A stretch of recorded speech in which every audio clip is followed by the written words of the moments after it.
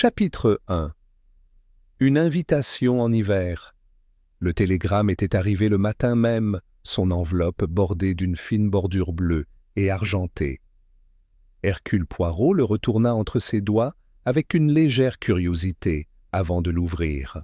Le message, écrit d'une main soignée et en boucle, était le suivant.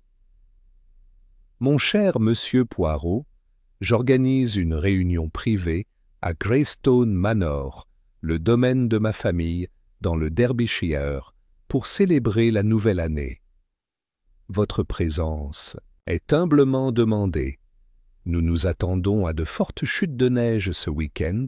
La maison sera donc assez isolée, parfaite pour une compagnie animée et des conversations animées. Dis que tu viendras. » Cordialement, Dame Margaret Willoughby Poirot déposa le télégramme à côté de son thé, la moindre arche soulevant un sourcil immaculé. Il n'avait pas vu Lady Willoughby depuis près d'une décennie, pas depuis l'affaire des perles disparues à bord du SS Galatea. Il se souvenait d'elle comme d'une femme à l'esprit vif et au sang-froid glacial, quelqu'un qui adorait l'art des apparences et des secrets. Le fait qu'elle lui adresse maintenant une invitation aussi cordiale et inattendue piqua sa curiosité. Cela ne lui ressemble pas du tout d'être aussi informel, murmura Poirot à voix haute, plus pour lui-même que pour n'importe qui d'autre. Hastings, assis à côté du Times, leva les yeux. « Quelqu'un que nous connaissons ?» Poirot lui tendit le télégramme. « Lady Margaret Willoughby. Une invitation dans sa maison de campagne. Le domaine est assez isolé, niché dans les Derbyshire Dales. Selon elle, nous serons enneigés. » Hastings poussa un léger sifflement. « Cela me semble être un piège. »« Eh, mon ami, » dit Poirot avec un sourire, « vous avez lu trop de ces romans policiers que vous adorez tant. Mais j'avoue qu'il possède un certain flair théâtral, n'est-ce pas? Et tu y vas? Je crois que je dois le faire, » dit Poirot, se levant et affichant un grain de poussière inexistant de sa manche ajustée. C'est le genre d'invitation qu'on ne refuse pas. D'ailleurs, j'ai le sentiment que la bonne Lady Willoughby ne me conviendrait pas simplement pour échanger des plaisanteries autour d'un thé et d'un toast. Au moment où Poirot et Hastings arrivèrent à Greystone Manor, la neige avait commencé à tomber pour de bon. Leur automobile de location remontait péniblement le chemin sinueux qui menait à la maison, ses pneus crissant dans les congères de plus en plus profondes. Les arbres s'inclinent sous le poids de la neige. Leurs branches tombaient comme celles des personnes en deuil lors d'un enterrement. Le manoir se dressait au sommet de la colline, sa silhouette gothique se découpant nettement sur le ciel sombre. Des dizaines de fenêtres regardaient vers le bas, comme des yeux vigilants. Certaines brillaient faiblement de l'intérieur. Le chauffeur, un garçon du coin avec un accent si épais qu'Hastings pouvait à peine le comprendre, les aida à porter leurs bagages, puis fit demi-tour avec un soulagement évident.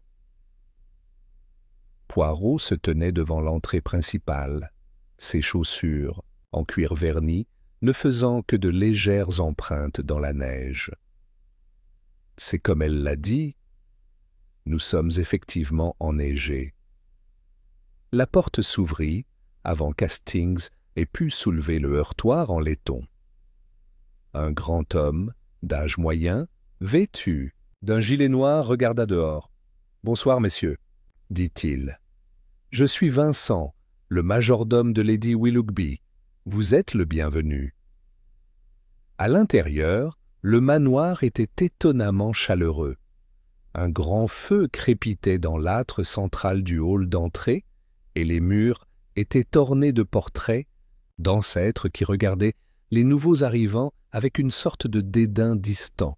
Poirot ôta son manteau avec précaution, observant les environs avec intérêt. Lady Willoughby vous attend dans le salon, dit Vincent. Puis-je prendre vos chapeaux? Ils suivirent le majordome à travers une série de couloirs faiblement éclairés, le vieux parquet craquant sous leurs pas. La maison avait le calme d'un lieu qui gardait des secrets enfouis sous des couches de poussière, de vernis et de tradition.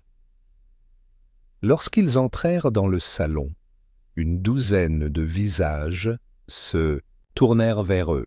Les invités étaient assis autour d'une grande cheminée crépitante, un verre à la main, les conversations momentanément interrompues. Lady Margaret se leva avec élégance de sa chaise, vêtue d'une robe émeraude profonde qui scintillait comme la mousse de la forêt à la lueur des bougies. « Mon cher monsieur Poirot, dit-elle en lui tendant la main, tu es venu. J'espérais que tu le ferais. »« Lady Willoughby, répondit-il en s'inclinant. Votre invitation était des plus intrigantes. Comment pourrais-je résister? Et le capitaine Hastings, ajouta-t-elle, son sourire s'adoucissant. Toujours votre fidèle chroniqueur, je vois. Hastings rougit légèrement. Toujours là, madame? Même si je dois dire que je ne m'attendais pas à autant de neige. Ah oui, dit-elle. Cela se déroule de manière assez violente. Je soupçonne que nous serons bloqués ensemble pendant au moins quelques jours. Mais alors, quel meilleur moment pour la camaraderie? Poirot inspecta la pièce. Les invités étaient clairement d'origine mixte, certains élégamment urbains, d'autres habillés à la mode rurale. Un homme grand et maussade se tenait près du feu, les bras croisés. Une femme avec un long fume-cigarette était assise à côté de lui. Un homme plus âgé, aux cheveux blancs et portant une canne, était assis dans un coin en train de lire, désintéressé par l'arrivée de nouvelles compagnies. Deux jeunes femmes se parlaient à voix basse sur un divan de velours, jetant des regards en direction de Poirot. « Puis-je vous présenter ?» dit Lady Willoughby, attirant l'attention de Poirot. « Après tout, tu passeras le week-end avec nous. » Elle fit d'abord un geste vers l'homme de grande taille. « Voici le colonel Julian Forsyth, récemment revenu d'Inde. Et à côté de lui, Miss Lillian Price, une dramaturge plutôt redoutable de Londres. » Lillian fit un vague signe de la main. Le colonel Forsyth hocha simplement la tête. « Le monsieur qui tient le livre est le docteur Miles Renfield. Il exerçait à Bath, maintenant à la retraite. » Et les deux jeunes femmes assises sur le canapé sont ma nièce Clara Willoughby et son amie Miss Edith Crane. Chacun a offert un salut poli. Poirot les rendit avec son charme habituel. Et enfin, a déclaré Lady Willoughby, « Ma gouvernante, Madame Treadwell et mon cousin Lionel Peverell. Il m'aide à organiser le domaine ces jours-ci. » Peverell, un homme d'une quarantaine d'années au visage vermeil, inclina la tête. « C'est un honneur de vous rencontrer, monsieur Poirot. J'ai lu vos exploits. » Lady Willoughby frappa doucement dans ses mains. « Maintenant, les boissons sont servies et le dîner suivra sous peu. J'espère que la neige ne vous gênera pas trop. »« Pas du tout, » a déclaré Poirot. « Au contraire, cela donne l'occasion d'observer et de réfléchir. » À mesure que la soirée avançait, Poirot écoutait plus qu'il ne parlait. Il observa l'interaction entre les invités, la façon dont Clara se penchait légèrement lorsque Lionel parlait, ou le tic au coin de la bouche du colonel Forsyth lorsque Miss Price mentionnait le service militaire. Hastings, toujours plus sociable qu'observateur, discutait avec impatience avec le médecin et Miss Crane. Le dîner était somptueux. Le cuisinier du manoir, visiblement habitué à nourrir la royauté, servait une tourte au gibier, des panais, rôtis et un pudding aux prunes que Hastings déclarait être le meilleur qu'il ait jamais goûté. Poirot, même s'il appréciait la cuisine, était plus intéressé par la tension qui couvait juste sous la surface de la réunion. C'était subtil, comme le léger craquement d'une vieille maison se déplaçant au gré du vent, mais c'était là. Alors qu'il se retirait pour la nuit, Lady Willoughby prononça un dernier mot au pied du grand escalier. « Je suis très heureuse que vous soyez venu, Monsieur Poirot, » dit-elle doucement. « Il y a quelque chose qui ne va pas tout à fait ici, je ne peux pas l'expliquer.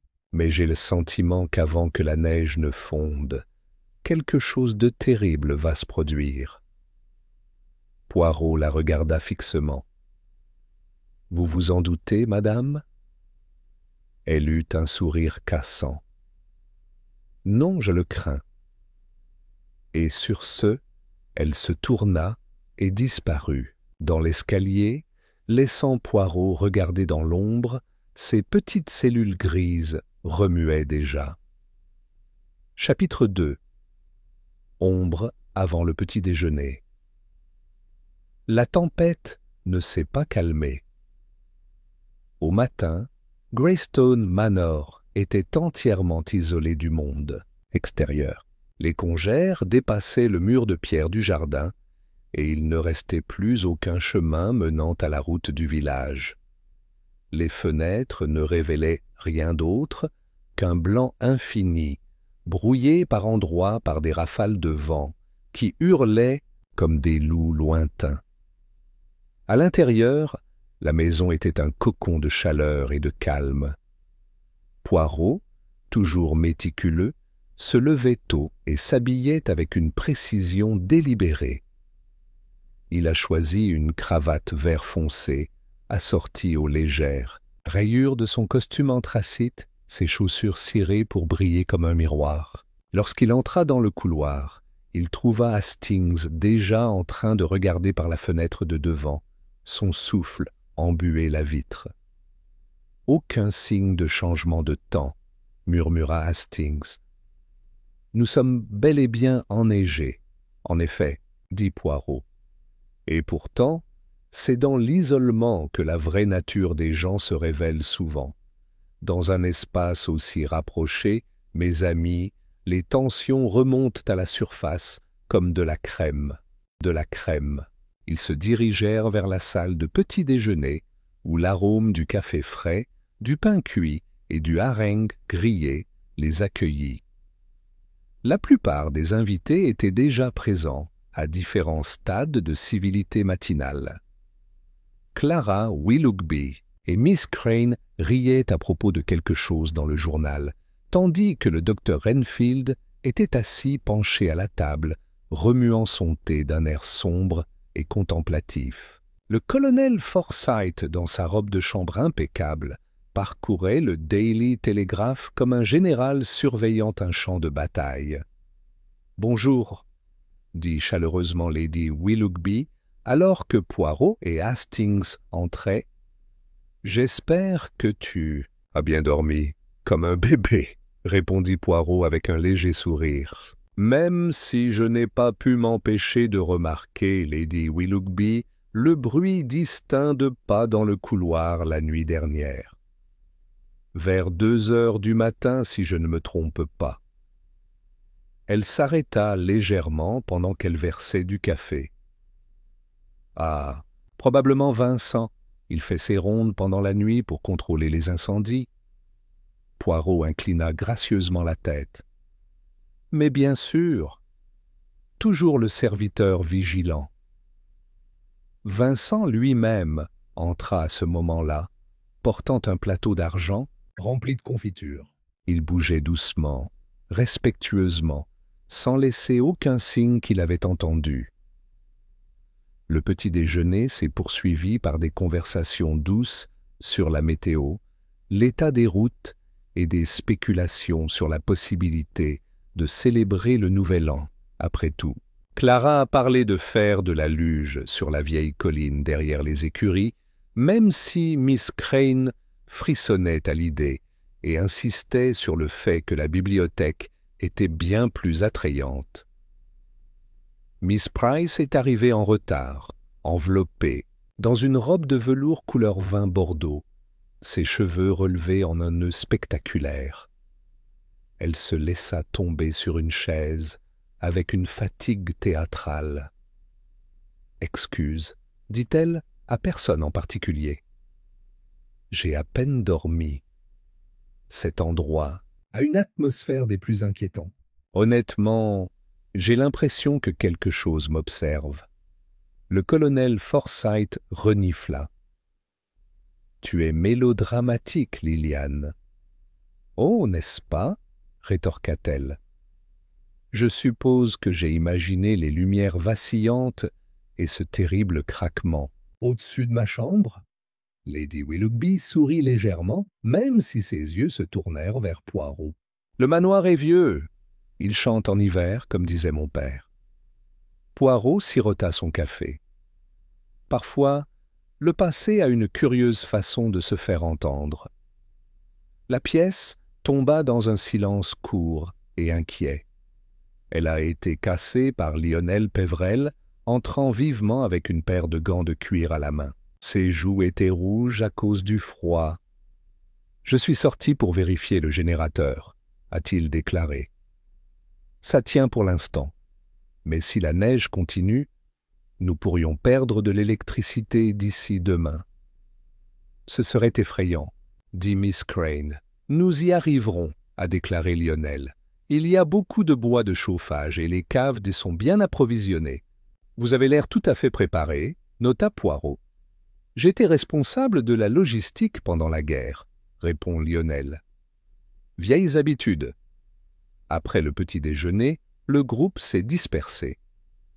Hastings se rendit à la salle de billard avec le colonel Forsyth, tandis que les deux jeunes femmes partaient à la recherche de livres. Poirot s'attarda dans le hall, apparemment pour admirer un portrait ancestral particulièrement poussiéreux, mais ses oreilles étaient parfaitement à l'écoute des murmures silencieux derrière les portes et des rythmes de pas faibles et révélateurs. Au-dessus, c'était en milieu de matinée lorsque Lady Willoughby le trouva. « Vous observez, monsieur Poirot ?» dit-elle, non pas comme une question, mais comme une déclaration.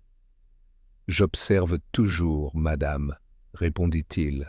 « C'est le fardeau de ma profession. » Elle le conduisit dans la salle de musique, une jolie pièce avec un haut plafond en forme de dôme et un piano à queue dont on n'avait pas joué depuis des années. « Je ne vous ai pas invité simplement pour vous tenir compagnie, » dit-elle en s'installant dans un fauteuil. Sa voix était maintenant basse, touchée par le malaise. « Il y a eu des incidents étranges, de petites choses, des objets déplacés, des serrures trouvées non verrouillées dont je sais qu'elles étaient sécurisées. Et hier matin, j'ai découvert qu'une des photographies encadrées en argent de mon bureau avait été retournée face cachée. Personne n'admet y avoir touché. »« Ah, » dit Poirot, « ce ne sont pas les choses qu'on imagine ? » ?»« Non, ils sont réels. Mais je ne peux rien prouver et je ne voulais pas alarmer les autres. Pourtant, j'avais l'impression, vous aviez l'impression que quelque chose se préparait. » Oui, elle hésita. « Et il y a autre chose. Mon défunt mari, Godfrey, a laissé la succession en fiducie pour Clara. Mais il y a eu des complications.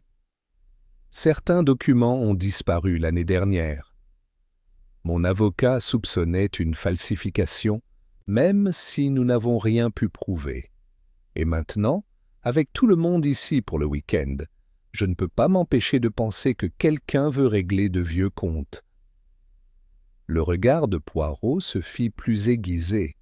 « Vous soupçonnez quelqu'un ? Parmi vos invités ? Je ne sais pas, dit-elle.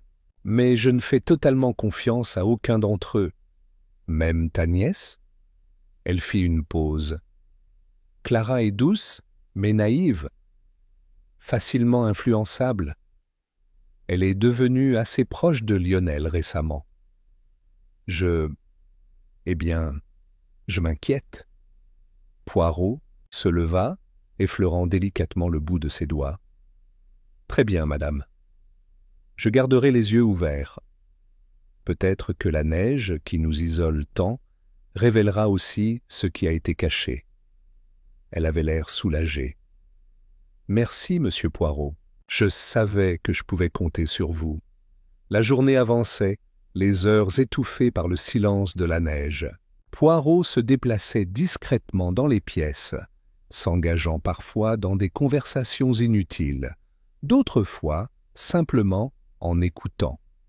Il remarqua de petites choses: une tache de cendre sur une rampe d'escalier, un morceau de papier froissé derrière le canapé du couloir, une mèche de cheveux noirs accrochée à la charnière de la porte de la bibliothèque. En fin d'après-midi, un cri retentit depuis l'aile ouest. Poirot et Hastings atteignirent rapidement la source. C'était Clara, debout dans le couloir, le visage pâle. « J'ai ouvert la porte de la salle de musique, » balbutia-t-elle, « et le piano jouait. Il n'y avait personne. » Ils vérifièrent la pièce. Les touches vibraient encore faiblement, comme si elles avaient été touchées il y a quelques instants. La fenêtre était fermée. Personne d'autre n'était en vue. Hastings jeta un coup d'œil à Poirot. « Serait-ce le vent ? Peut-être, » dit doucement Poirot. « Mais les notes étaient distinctes, n'est-ce pas, mademoiselle Clara ?» Elle hocha la tête en se serrant dans ses bras. « Oui, une seule mélodie. C'était triste. » Poirot se dirigea vers le piano. Il effleura doucement les touches, puis fit une pause. « Vous souvenez-vous de la mélodie ? » ?»« Je pense que oui. »« Pour moi, elle l'a fait. C'était simple, mélancolique. » Les yeux de Poirot se plissèrent. « Ce n'est pas un morceau de musique que j'attendrais d'un fantôme, » a-t-il déclaré, « mais c'en est une que j'ai déjà entendue. » Lady Willoughby arriva un instant plus tard, son expression illisible. Ce qui s'est passé, Poirot se tourna vers elle. « Dites-moi, madame, est-ce que votre mari jouait du piano ?» Elle cligna des yeux et « Oui, il avait l'habitude de jouer exactement cette mélodie lorsqu'il était plongé dans ses pensées. Ou maussade. » Poirot regarda une fois de plus l'instrument silencieux et maussade. « Alors peut-être, » dit-il doucement, « votre défunt mari ne nous a pas encore tout à fait quittés, même si je soupçonne que ce n'est pas son esprit, mais quelqu'un parmi les vivants qui pourrait invoquer sa mémoire. » Chapitre 3. Une froide découverte à la tombée de la nuit, Greystone Manor avait pris une autre ambiance. L'air semblait plus lourd, comme si les murs eux-mêmes s'efforçaient de retenir quelque chose de non dit. Les événements survenus dans la salle de musique avaient ébranlé les nerfs de plusieurs invités, en particulier Clara, qui restait secouée malgré les assurances répétées que le vent, la tempête ou même ses propres nerfs auraient pu être à l'origine de cette musique étrange. Mais Poirot ne se laissa pas convaincre aussi facilement. Il faisait lentement les 100 pas devant le feu de la bibliothèque, les mains jointes derrière, le dos, la tête légèrement baissée. Hastings était assis à proximité dans un grand fauteuil en cuir, sirotant du cognac et observant son ami avec un mélange de curiosité et d'inquiétude.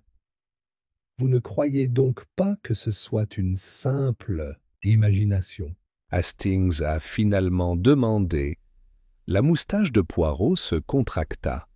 « Mon ami, lorsqu'une jeune femme prétend entendre un fantôme, je ne me moque pas immédiatement. Je ne crois pas au surnaturel, non, mais je crois au pouvoir de la suggestion, aux souvenirs délibérément remués et aux manipulations les plus subtiles. Tu penses que quelqu'un voulait que Clara l'entende? Oui. Ce n'était pas un accident. La mélodie a été choisie avec soin et le timing, très précis. Le truc n'était pas destiné à l'effrayer en général, mais à faire remonter une émotion particulière à la surface. Et pourquoi Clara? Parce qu'elle risque d'hériter de ce domaine. Parce que quelqu'un pourrait vouloir la déstabiliser ou peut-être suggérer la présence d'un esprit agité. Celui de son défunt? Oncle, n'est-ce pas? C'est trop théâtral pour être un hasard. Hastings fronça les sourcils. Tu penses que quelqu'un joue avec elle? Je pense, dit Poirot en s'installant sur la chaise d'en face, qu'on nous montre le prologue de quelque chose de bien plus sombre.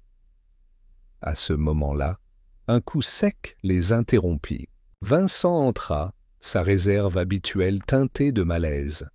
« Je vous demande pardon, messieurs, » dit-il, « mais Lady Willoughby demande votre présence dans le salon. » Immédiatement. Poirot fut debout en un instant. « Est-ce qu'il y a un problème ?» Vincent hésita. « Il y a eu un incident, monsieur, un incident grave. » Quelques minutes plus tard, Poirot et Hastings arrivèrent au salon, où un petit groupe s'était déjà rassemblé. Lady Willoughby se tenait à la fenêtre, une main pressée contre sa bouche. Lionel Peverell se tenait à proximité, le visage tiré, tandis que Miss Crane serrait une couverture autour de ses épaules. « Que s'est-il passé ?» demanda immédiatement Poirot. Lady Willoughby se tourna, la voix tremblante. « C'est Miss Price, Liliane, elle est morte !» Hastings cligna des yeux. « Mort.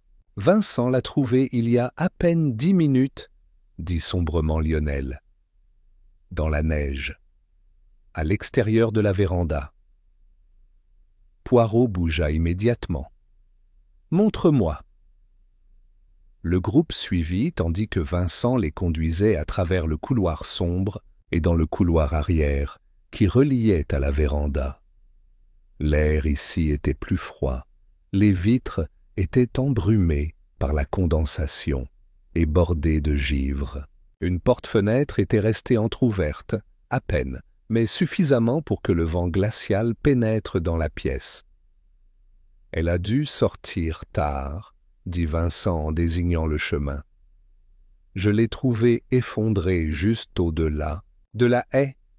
On aurait dit qu'elle avait glissé. Ils sortirent, la neige crissant sous leurs bottes. Poirot s'agenouilla à côté de la silhouette immobile de Liliane Price. Elle gisait à moitié enfouie dans la dérive, le visage tourné vers le haut, les lèvres légèrement entr'ouvertes comme par surprise. Il vérifia son pouls. Froid. Sans vie. « Qu'en penses-tu » demanda doucement Hastings.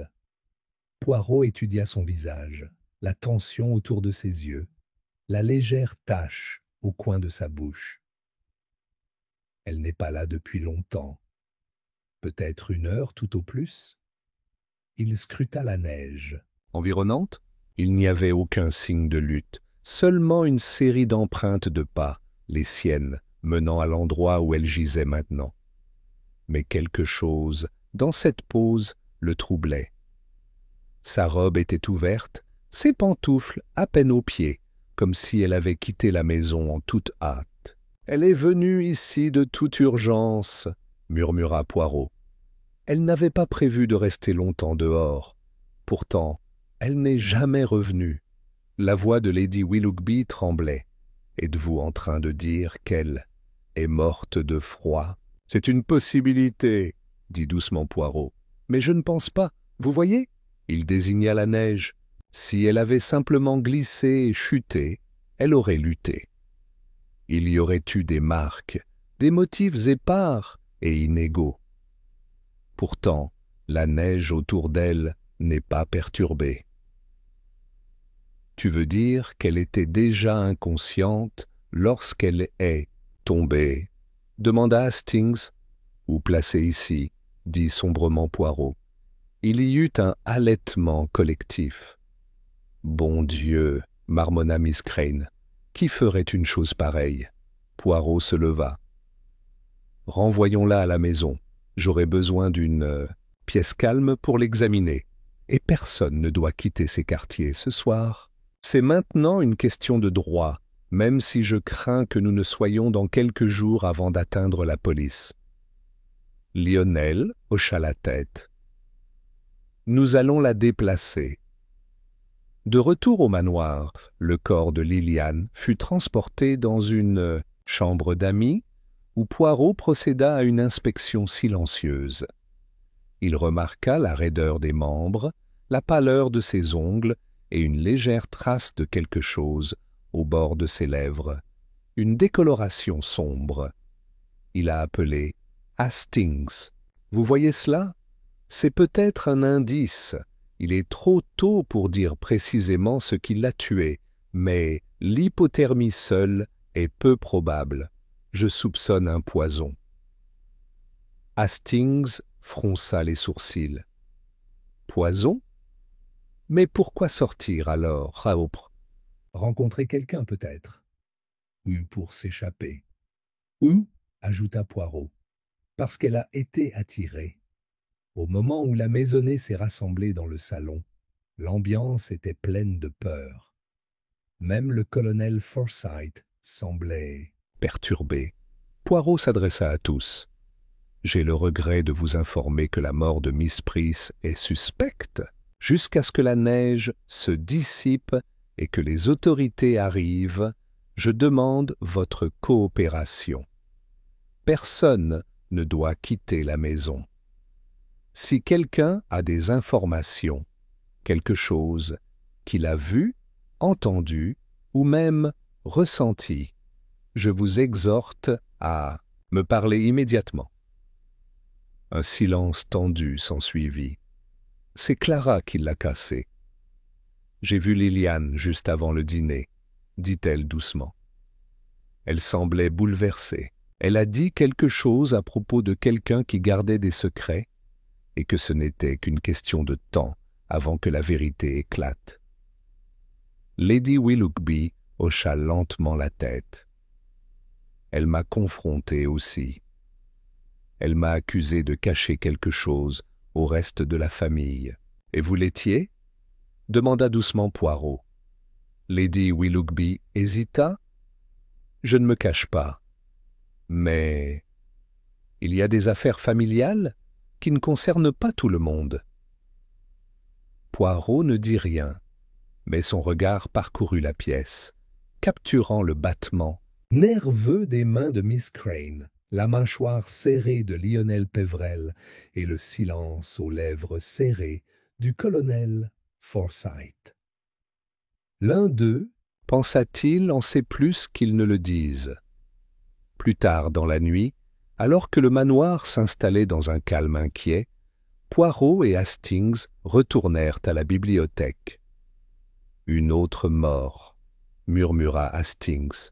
« Et cette fois, aucun doute. Nous avons un meurtrier parmi nous. » Poirot hocha la tête, l'air grave. « Oui, mon ami, et ils ont déjà frappé une fois. Mais ce n'est pas leur dernier geste. Non, quelque chose me dit que ce crime n'est que le début. » Chapitre 4. Les empreintes dans la neige. L'aube se leva avec une lumière gris pâle qui pénétrait à peine l'épais voile de nuages orageux tourbillonnant toujours au-dessus de Greystone Manor. La neige était tombée régulièrement toute la nuit, recouvrant le sol d'une couche blanche fraîche et ininterrompue. Pourtant, à l'intérieur du manoir, l'air était loin d'être calme. Les invités se rassemblèrent une fois de plus dans la salle du petit déjeuner, même si peu d'entre eux avaient touché à leur nourriture. Le café était devenu froid, les toasts restaient intacts. Il y avait trop de tension, trop de peur. Poirot entra tranquillement, vêtu comme toujours d'une manière impeccable, d'un costume gris tourterelle, ses chaussures cirées, ses cheveux bien séparés. Il jeta un coup d'œil sur le groupe rassemblé. Clara, pâle mais posée, Lionel le dos raide et sur la défensive, Miss Crane se tordant les mains encore et encore, et le colonel Forsyth ruminant dans un coin, les bras croisés. « Bon matin, » dit Poirot en s'inclinant légèrement. « Pardonnez mon intrusion à table, mais je dois vous parler à nouveau. J'ai réfléchi pendant la nuit. » Hastings, à ses côtés, semblait moins posé.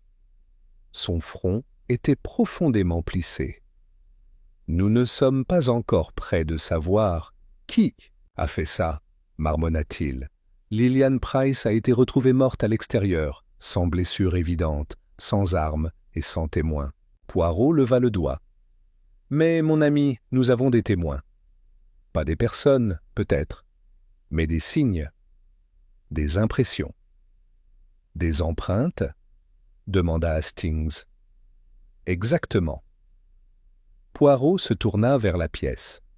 « Je solliciterai votre attention ce matin pour une promenade. Je voudrais que chacun de vous m'accompagne à l'extérieur, sur le lieu où mademoiselle Price a été découverte. Vous marcherez chacun, un à la fois, avec moi dans la neige. Vous ne parlerez pas, vous ne poserez pas de questions. Tout deviendra clair. » Le colonel Forsyth se moqua. « C'est absurde, une fille meurt la nuit et tu veux qu'on parade comme des écoliers. » Poirot lui lança un regard fade. « Vous êtes libre de rester à l'intérieur, colonel. Mais vous me pardonnerez si je considère cela suspect. » La mâchoire du colonel se serra.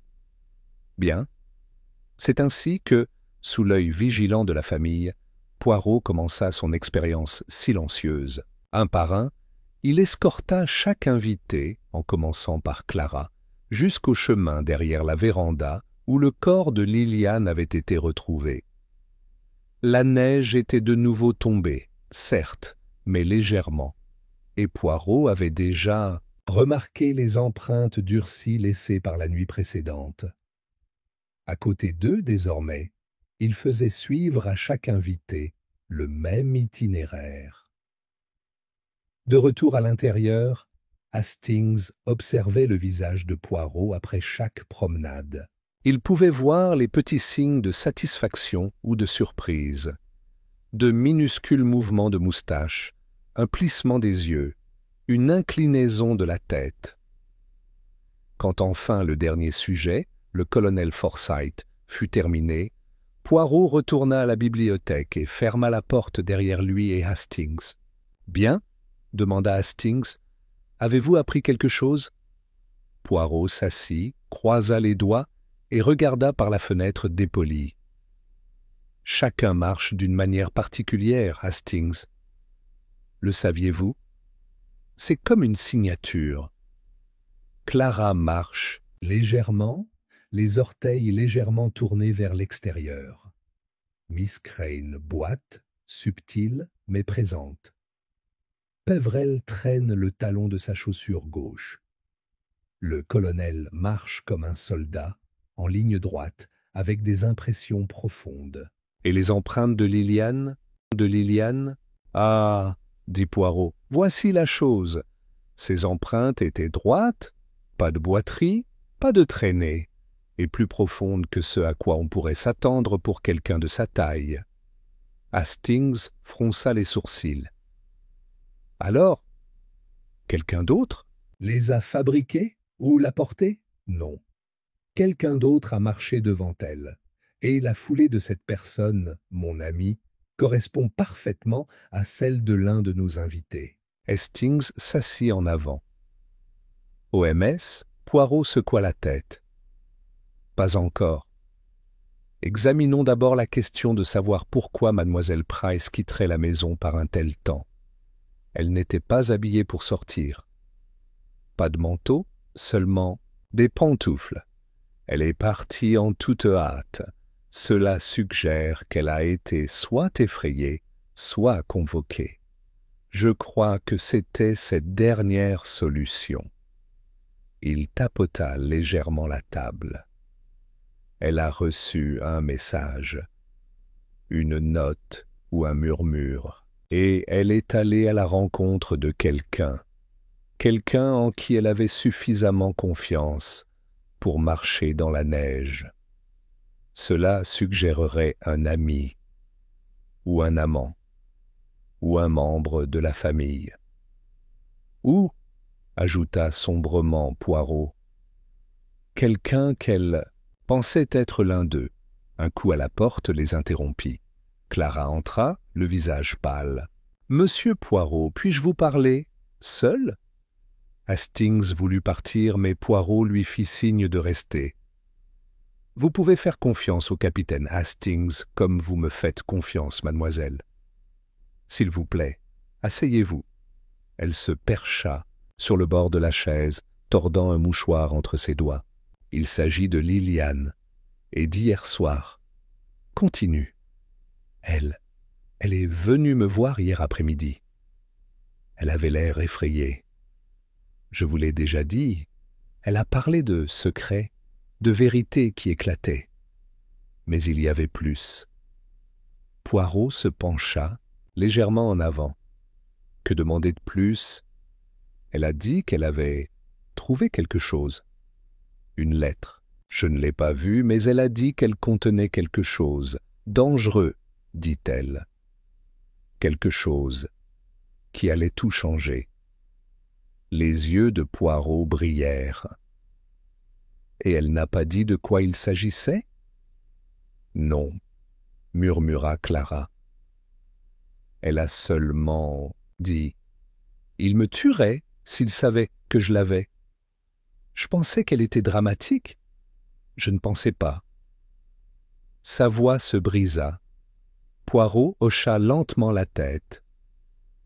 Ce n'était pas un drame. C'était de la peur. Clara se leva. Pensez-vous que cette lettre a quelque chose à voir avec sa mort? Je pense que cela a tout à voir avec ça.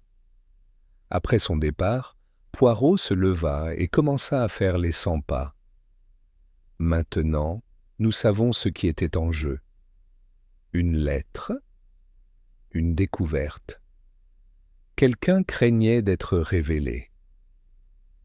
Hastings expira. Cela devient plus clair.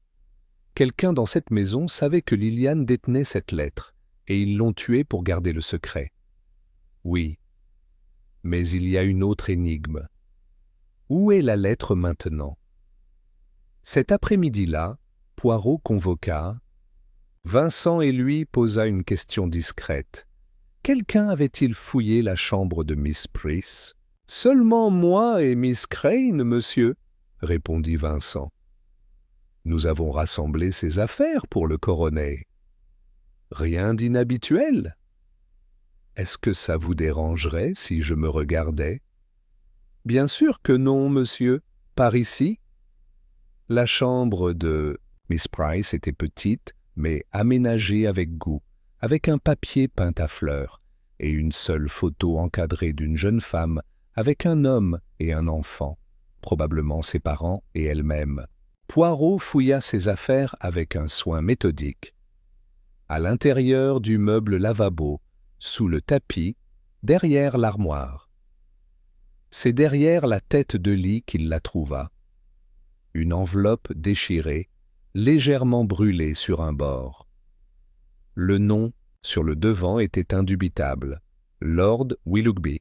Hastings siffla doucement. « Eh bien, c'est un développement. » Poirot ouvrit soigneusement les restes de l'enveloppe.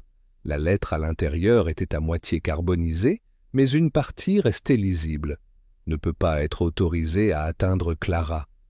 Si elle apprend la vérité sur sa filiation. Les yeux de Poirot se plissèrent. « Bien ?» demanda Hastings. « Nous commençons à voir la forme des choses, » murmura Poirot. « Il ne s'agit pas seulement d'argent. Il s'agit d'identité, d'héritage et de mensonges gardés bien au-delà de leur époque. » Il plia soigneusement la lettre. « Nous avons maintenant un mobile. Nous devons faire preuve de prudence, mon ami, car un tueur parcourt ces couloirs et il pourrait frapper à nouveau. » Chapitre 5. La volonté et le murmure. La neige, à l'extérieur, s'était adoucie en un léger tourbillon, mais à l'intérieur des murs de Greystone Manor, l'atmosphère restait fragile de tension. Poirot n'avait rien partagé de sa découverte avec les autres, pas encore. Les secrets, a-t-il toujours soutenu, doivent être manipulés comme des explosifs. Il nécessitait un confinement prudent jusqu'à ce que le moment soit venu. Après le déjeuner, Poirot demanda à tous les invités de se réunir à nouveau dans le salon. Ils arrivèrent lentement, comme des suspects, au quai. Aucun n'était impatient, tous nerveux. Clara arriva la dernière, tenant un cahier à la main et clignant des yeux comme si elle avait encore pleuré. « Merci, » dit Poirot, debout devant la cheminée, son petit corps encadré par des ombres vacillantes. « Je serai bref, mes amis. J'ai quelques questions d'ordre pratique. Tout d'abord, je dois poser des questions sur la volonté de Lord Willoughby. » Un silence s'installa dans la pièce. Puis Lionel s'éclaircit la gorge. « Et alors ? Je crois savoir qu'il est décédé il n'y a pas longtemps. Et je crois que la succession a été laissée à Clara, sa petite fille. »« C'est exact, » dit Lionel avec raideur. Il a été lu par l'avocat de la famille peu de temps après les funérailles. Clara a hérité de la majeure partie. J'ai reçu un fonds en fiducie. Miss Crane aussi. Et mademoiselle Price ? Lionel hésita. Elle n'a pas été mentionnée. Miss Crane intervint nerveusement. Elle n'était qu'une compagne de Clara, une de ses amies du village. Pourquoi serait-elle incluse ? Poirot haussa légèrement les épaules. « Il s'est passé des choses plus étranges, madame. Mais cela m'intéresse. Pourquoi était-elle là, justement ? » « Elle restait souvent, » dit doucement Clara. « Nous étions proches. Elle avait eu une vie difficile. Elle fit une pause. Je lui ai fait confiance. » Poirot marchait lentement sur le tapis. « Permettez-moi de vous proposer une petite théorie. Supposons que quelqu'un croit que mademoiselle Price détienne des informations susceptibles de compromettre le testament. Supposons qu'elle ait la preuve que Clara n'était pas vraiment la petite-fille de Lord Willoughby, ou du moins pas son héritière légitime. Cela ne serait-il pas un motif puissant pour que quelqu'un la fasse taire ? Clara tressaillit. Le colonel Forsyth marmonna quelque chose dans sa barbe. Miss Crane pâlit. Lionel se redressa. « C'est absurde. Mon oncle n'avait pas d'autres héritiers. Clara est la fille de son fils unique. » Poirot se tourna. Et pourtant, un fragment de lettre a été retrouvé dans la chambre de mademoiselle Price, brûlé délibérément, je crois.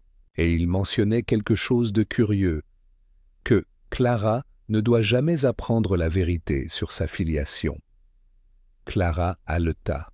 « Non, cela ne peut pas être vrai. » Lionel se tourna vers elle. « Ne l'écoute pas, Clara. Il déforme les choses. » La voix de Poirot restait douce, mais ferme. Je ne déforme rien. Je présente des faits. Mademoiselle Price a cru avoir découvert une vérité dangereuse. Elle s'est confiée à Clara, a fait allusion à une lettre. Puis, elle est morte. Il laissa le silence s'installer avant d'ajouter « Et maintenant nous savons que quelqu'un a tenté de détruire cette lettre. » Miss Crane joignit les mains. Peut-être qu'elle s'était trompée, ou qu'elle imaginait des choses. Liliane a toujours eu un flair pour le dramatique. Peut-être, dit Poirot, mais je n'y crois pas. Elle était effrayée, oui, mais pas confuse. Elle savait qu'elle avait quelque chose de précieux, et cela ne fait pas de sa mort une coïncidence. « Est-ce que vous accusez quelqu'un dans cette pièce ?» demanda froidement le colonel Forsyth. Poirot le regarda droit dans les yeux. « Colonel, je suis convaincu que le tueur est ici parmi nous. » Personne n'a parlé. Poirot laissa le silence perdurer avant d'acquiescer. « C'est tout pour le moment. Mais s'il vous plaît, ne quittez pas la maison. J'ai d'autres renseignements à faire. » Plus tard, dans la soirée, Poirot s'assit dans la bibliothèque, tapotant du doigt sa tasse de thé. Hastings était assis en face de lui, luttant clairement pour suivre. « Je ne vois toujours pas comment une lettre comme celle-là pourrait disparaître, » a déclaré Hastings. « Si c'était si important, pourquoi Liliane ne l'a-t-elle pas cachée de manière plus sécurisée? Elle l'a cachée. Derrière son lit.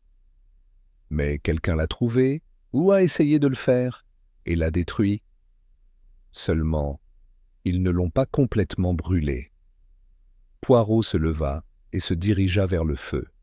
« Savez-vous, Hastings, qu'il y a quelque chose de très anglais dans tout cela?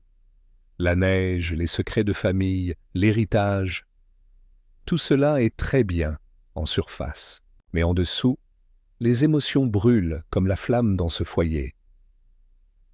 Tu crois vraiment que Clara n'est pas l'héritière légitime? Je ne sais pas encore, mais quelqu'un le croit. Cette croyance est suffisante pour tuer. » Hastings fronça les sourcils. Lionel semble agité. « Et ce colonel n'aime pas que vous fouiniez ?» Poirot hocha la tête. « Oui, et Miss Crane.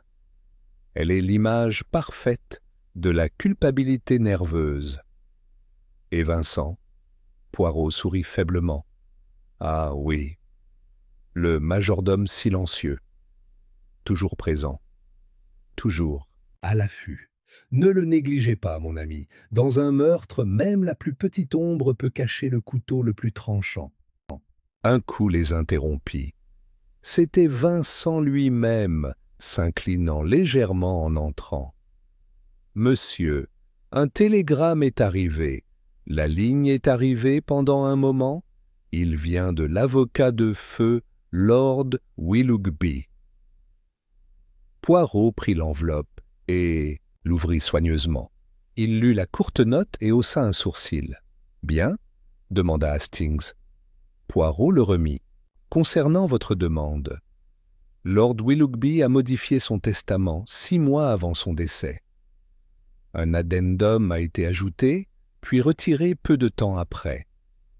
Le contenu de la modification originale est scellé, sauf ordonnance du tribunal. » Curieux, a déclaré Hastings. Il a modifié son testament, puis il l'a modifié à nouveau? Poirot hocha la tête. Ce qui nous apprend quelque chose de tout à fait vital. Il fut un temps, bref peut-être, où quelqu'un convainquit Lord Willoughby de déshériter Clara, mais il revint ensuite sur sa décision.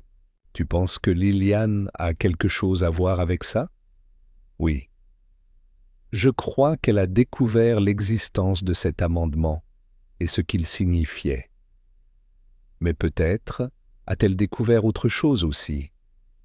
Quelque chose qui a convaincu Clara qu'elle était en fait légitime et que quelqu'un d'autre mentait.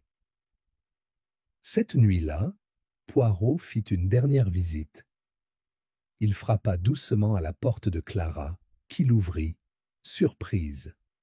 « Je suis désolé, mademoiselle. Je ne vous dérangerai pas si ce n'était pas important. » Elle s'écarta. « Tout va bien. Je n'arrive pas à dormir. » Poirot regarda autour de lui. C'était modeste, malgré son héritage. Les murs étaient tapissés de livres, et une petite peinture à l'huile du manoir était accrochée au-dessus du lit. « Vous teniez très profondément à mademoiselle Price, » a déclaré Poirot. « Oui, » dit Clara, sa voix à peine au-dessus d'un murmure. « Elle était ma seule véritable amie. Elle a toujours dit qu'elle ne laisserait jamais personne me faire du mal. » Poirot se dirigea lentement vers la fenêtre, regardant la neige désormais éclairée par la lune. « Elle essayait de te protéger, n'est-ce pas ?» Clara hésita. « Je pense que oui. Je pense qu'elle a trouvé quelque chose qu'elle ne savait pas comment me dire. » Poirot se tourna. « Mademoiselle, a-t-elle jamais parlé de votre père ?» Clara hocha lentement la tête. « Une seule fois. Elle a dit qu'elle pensait qu'il avait des secrets, qu'il avait fait des choses dont il avait honte. Elle ne m'en a jamais dit plus. » Poirot s'avança doucement. « Je vous pose cette question parce que c'est important. Pas pour l'héritage, mais pour la vérité. Avez-vous déjà eu des doutes quant à votre naissance ?» Clara cligna rapidement des yeux. « Je ne sais pas. Parfois, je me demandais pourquoi mon père et mon grand-père parlaient à peine. Pourquoi je ne ressemblais en rien au Willoughby. Mais je n'ai jamais imaginé. » Sa voix se brisa. Poirot baissa la tête. « Alors trouvons la vérité ensemble, pas pour de l'argent, mais pour mademoiselle Price. » Clara hocha la tête, des larmes coulant sur ses joues. « Oui, pour elle. » Chapitre 6. Les secrets dans la glace. À l'extérieur, la neige avait gelé en crêtes dures et luisantes, reflétant le faible soleil hivernal qui filtrait à travers le ciel gris. À l'intérieur de Greystone Manor, le froid avait pris une forme métaphorique. Chaque conversation était empreinte de prudence, et l'air entre les invités crépitait de suspicion. Poirot, impeccablement habillé comme toujours, se promenait dans le domaine peu après le petit déjeuner, ses chaussures en cuir verni laissant des traces précises et étroites dans la neige. Hastings le suivait, étroitement enveloppé dans son écharpe, et l'air complètement misérable. « Je ne vois toujours pas ce que vous espérez découvrir ici, » grommela Hastings. « Le tueur n'a sûrement pas jeté des indices dans la neige, comme de la chapelure. »« Ah, mon ami, » répondit Poirot en se penchant pour inspecter l'empreinte d'une botte. « Il ne s'agit pas toujours de ce qui reste, mais de ce qui manque. La neige nous en dit long, si l'on est observateur. » Il désigna une parcelle de neige battue sous un arbre, près de la limite du domaine. « Regardez ici. 2 séries d'empreintes. 2 pas, l'une profonde menant vers le manoir, l'autre, plus légère, décalée. Puis, plus rien. » Hastings plissa les yeux. Donc, Poirot se redressa. « Celle-ci mène vers le bord de la falaise. La même falaise où mademoiselle Price a été trouvée. Mais les traces ne reviennent pas. Tu veux dire, quelqu'un l'a rencontrée ici et l'a laissée là-bas ? Précisément. Soit ils sont partis par un autre itinéraire, soit ils ne sont jamais partis du tout. Mais elle a été retrouvée sous la falaise. Vous pensez qu'elle a été poussée? Je pense, a déclaré Poirot, que ce qui s'est passé ici n'était pas un accident, ni un suicide. C'était un meurtre, mon cher Hastings. J'en suis maintenant tout à fait certain. De retour au manoir, Poirot demanda à parler à Miss Crane en privé. Elle l'a rencontrée au conservatoire, le visage pâle et tendu. « Vous n'avez pas l'air bien, mademoiselle, » dit doucement Poirot. Elle eut un sourire serré. « C'est juste de la nervosité. » Aucun de nous ne s'attendait à quelque chose comme ça. Liliane était difficile, mais je n'ai jamais pensé qu'elle finirait morte, termina Poirot. Non, mais ce n'est pas ses difficultés qui l'ont tuée, c'est ce qu'elle savait. Les lèvres de Miss Crane se pressèrent. Elle n'a rien dit. Poirot s'assit, croisant les mains. Vous la connaissez depuis longtemps, n'est-ce pas? Vous avez partagé les mêmes cercles. Pourtant, je ne décèle aucune chaleur lorsque vous parlez d'elle. C'était une femme manipulatrice, dit amèrement Miss Crane. Toujours se mêler, toujours regarder. Pourtant, elle a aidé Clara. Elle restait souvent ici.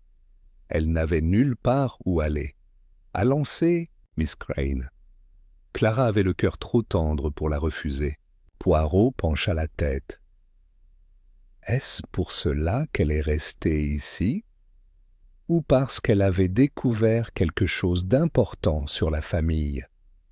Quelque chose qui lui faisait peur? Les yeux de Miss Crane se détournèrent. Si elle a trouvé quelque chose, elle ne me l'a jamais dit. Même pas à propos de la lettre, elle commença visiblement. Quelle lettre?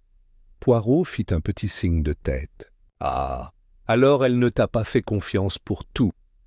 Miss Crane se leva brusquement. Si vous pensez que j'ai quelque chose à voir avec sa mort, vous vous trompez?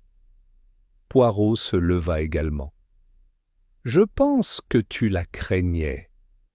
Pas pour ce qu'elle ferait, mais pour ce qu'elle pourrait révéler. Il s'inclina légèrement. Merci, mademoiselle, ce sera tout.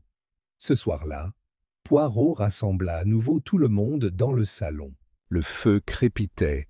Le tic-tac de la vieille horloge de grand-père sonnait plus fort que d'habitude, et la tension dans la pièce était sur le fil d'un couteau. J'ai pris la liberté, commença Poirot, de me renseigner moi-même sur le passé lointain. Il marchait lentement, regardant tour à tour. Vous voyez, mes amis, le meurtre ne naît pas toujours sur le moment. Parfois, il est semé des années auparavant, enterré dans le ressentiment ou dans la peur. Et dans ce cas, je crois qu'il a commencé il y a 25 ans. Personne n'a parlé, continua Poirot.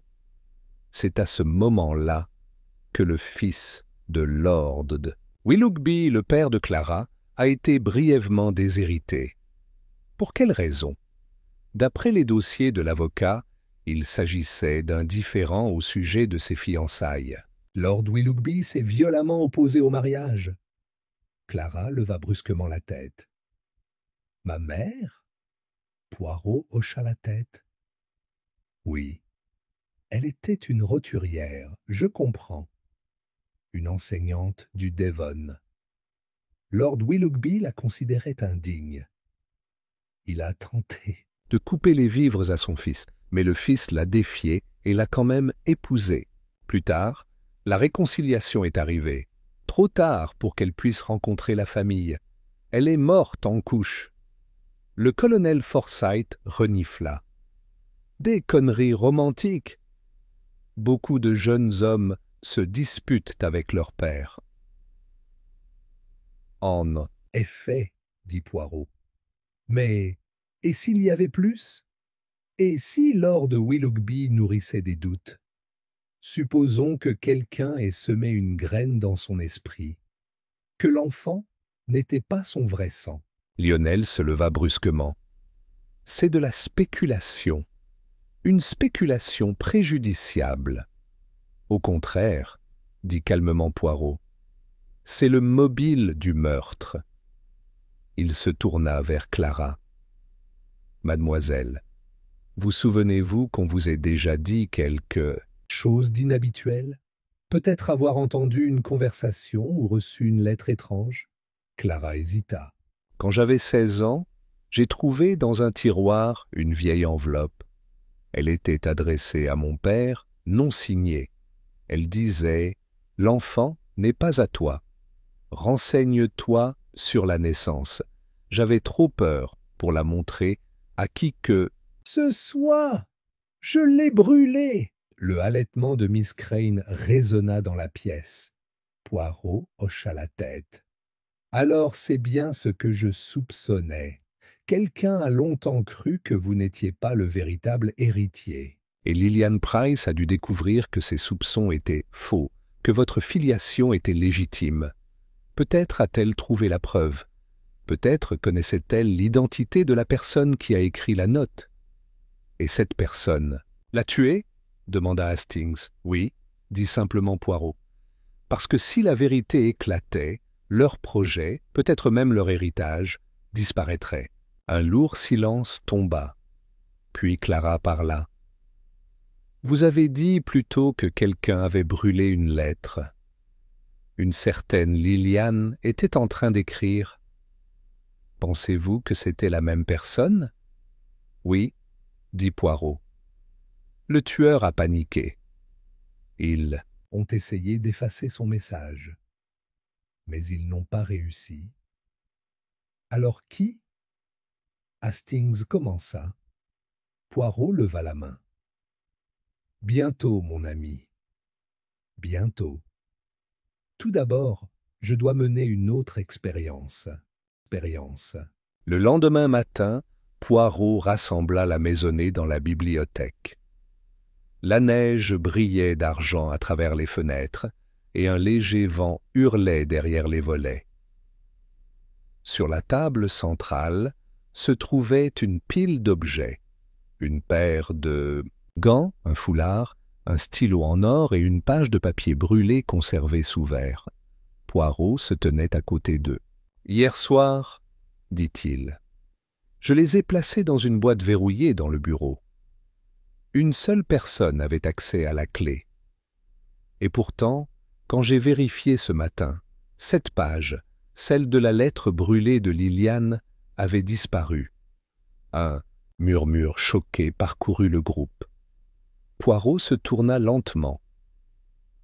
Heureusement, je l'ai remplacé par un leurre. Une page blanche, également brûlée. Mais quelqu'un a tenté de supprimer les preuves. Cette personne est notre tueur. Il s'avança. « Mademoiselle Grue !» Des halètements. Miss Crane recula. « Non, comment oses-tu » Poirot avança calmement. « Vous aviez peur de Liliane. » Vous saviez qu'elle avait découvert la vérité, que Clara était effectivement légitime, et que vos propres manipulations, vos mensonges seraient révélés. Alors vous l'avez poussée du haut de la falaise. Non, non, je n'ai pas, Poirot. Leva la main. Vincent t'a vu. Il t'a vu entrer dans la chambre de Liliane tard dans la nuit. Il t'a aussi vu brûler quelque chose dans la cheminée 1 heure plus tard. Tous les regards se tournèrent vers Vincent, qui hocha doucement la tête. Miss Crane laissa échapper un sanglot étouffé et s'effondra sur la chaise. « Elle allait tout gâcher, » murmura-t-elle. « Tout mon travail. Des années de dévouement. Je méritais quelque chose. Après tout, j'ai donné à cette famille. » Poirot secoua la tête. « Le meurtre, madame, n'est jamais mérité. » Alors que Miss Crane était emmenée, Clara restait immobile, pâle et silencieuse. Poirot s'agenouilla à côté d'elle. « Vous êtes l'héritière légitime, mademoiselle, et Lillian Price, elle est morte pour vous protéger. » Clara hocha lentement la tête. « Alors je ne le laisserai pas être en vain. » Poirot se leva, époussetant la neige de sa manche. « Un meurtre peut être résolu, » a-t-il déclaré à Hastings, « mais les cœurs restent brisés. » Pourtant, la justice, elle a eu son mot à dire. Chapitre 7. L'ombre de la culpabilité, le lendemain de l'arrestation de... Miss Crane fut gris et sombre. La neige recouvrait toujours le domaine, mais il avait perdu sa beauté originelle. Le blanc était devenu boueux, maussade, comme un masque commençant à se fissurer sous la tension. L'atmosphère à l'intérieur de Greystone Manor avait changé, mais pas autant que Hastings l'avait prévu. Elle a avoué, n'est-ce pas? Hastings a demandé à Poirot lors d'un petit déjeuner tardif. Que dire de plus? Poirot sirota son café avec beaucoup de délibération. Elle a seulement admis avoir détruit la lettre. Elle nie avoir poussé mademoiselle Price de la falaise. Mais tu viens de dire... J'ai dit qu'elle était coupable de beaucoup de choses, Hastings. Manipulation, secret, peut-être même tromperie de longue date. Mais pas, je suppose, de... Meurtre? Hastings cligna des yeux. Mais elle avait un motif, une opportunité. Et elle a menti. Vous l'avez confrontée devant tout le monde. Poirot haussa légèrement les épaules. Oui, cette confrontation était nécessaire pour mettre en lumière d'autres vérités. Hastings fronça les sourcils. Alors, si ce n'est pas elle, le tueur qu'il est, Poirot se leva et ajusta ses menottes. C'est précisément, mon ami, ce que je compte découvrir. Viens. Nous allons parler avec Vincent. Ils trouvèrent Vincent en train d'entretenir l'âtre dans la salle de billard, les manches retroussées et le visage taché de suie. Il leva les yeux lorsqu'ils entrèrent, s'essuyant les mains avec un chiffon. « D'autres questions ?» dit-il avec un regard nerveux. « Oui, » dit Poirot. « Vous avez vu Miss Crane brûler la lettre, mais l'avez-vous réellement vue avec Lillian cette nuit-là » Vincent hésita. « Je l'ai vue entrer dans la chambre de Miss Price vers minuit. »« Et tu l'as vue partir ?» Il déglutit. « Non. Mais la prochaine fois que je suis passé, la porte était ouverte. Personne n'était à l'intérieur. » Poirot s'approcha. « Alors comment peux-tu être sûr qu'elle est restée assez longtemps pour la tuer ? » « Je ne suis pas sûr, » a admis Vincent. « Mais qui d'autre cela aurait-il pu être ?»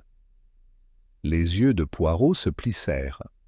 « Qui en effet ?» Après avoir quitté Vincent, Poirot et Hastings rencontrèrent Clara dans le couloir principal, regardant par une fenêtre givrée. Elle avait l'air plus âgée qu'elle ne l'était il y a 2 jours.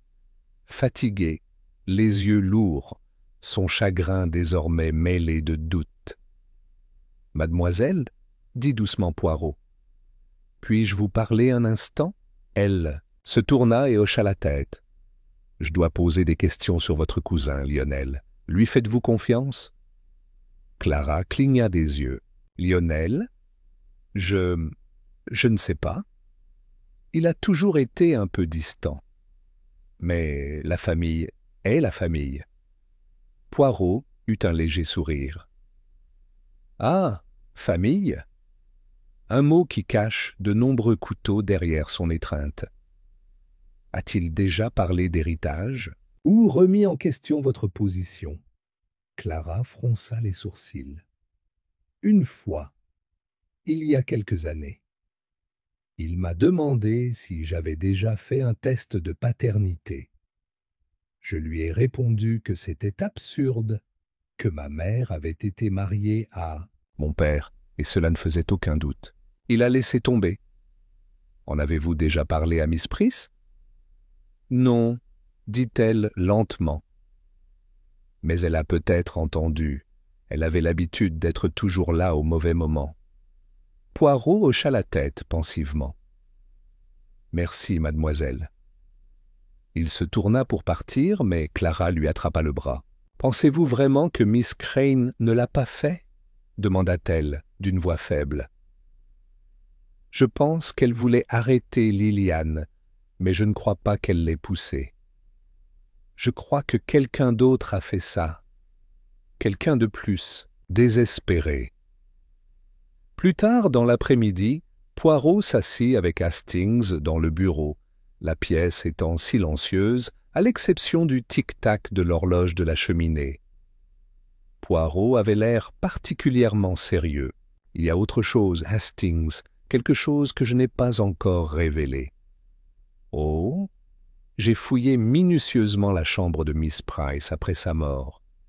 Cachée dans la doublure de sa valise se trouvait une photographie, une vieille photo.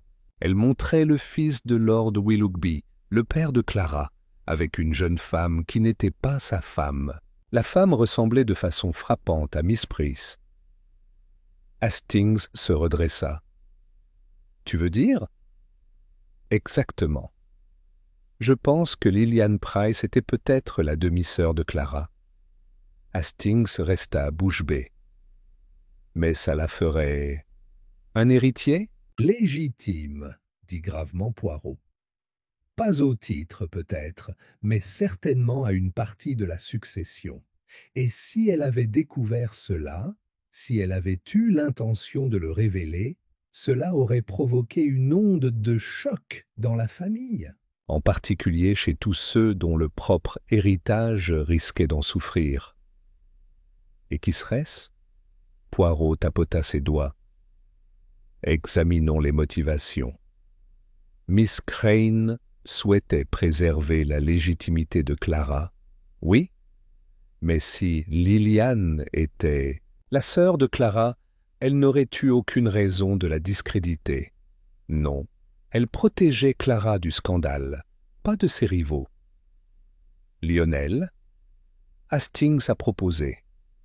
Lionel, oui, mais aussi le colonel Forsyth.